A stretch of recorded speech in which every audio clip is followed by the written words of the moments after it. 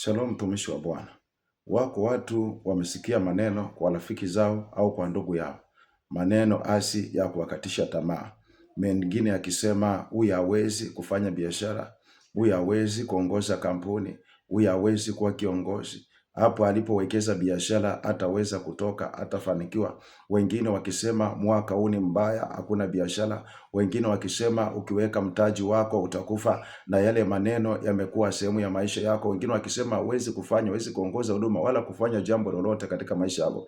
Wameongea vitu ambavyo ni hasi katika maisha yako, na leo vimeota na kukua na vimekuwa vizuizi vya mafanikio yako. Lakini kwa jina la Yesu Kristo, na Mungu anasema kwamba silaha zetu si za mwili, lakini zina nguvu hata kuangusha ngome. Na angusha hayo mawazo yaliyokaa ndani yako, na angusha hizo fikra zilizokaa ndani yako, zimefanyika kuwa ngome na kizuizi katika maisha yako, katika jina la Yesu Kristo wa Nazareti. Ewe mawazo, ewe maneno yaliyotamkwa, umefanyika kuwa sehemu ya maisha ya mtu huyu na kuwa kizuizi na kuwa ngome, anguka kwa jina la Yesu Kristo, na kutoa na kukusambaratisha na kuangusha, na mizizi yako yote na ing'oa. Achilia maisha ya mtu huyu kuanzia sasa. Ninatamka uhuru juu ya maisha yako katika jina la Yesu Kristo. Fikira zako zinaachiliwa, mawazo yako yanaachiliwa katika jina la Yesu Kristo. Bwana anarudisha kujiamini, na hiyo roho ya hofu na isambaratisha katika jina la Yesu Kristo. Sema amen.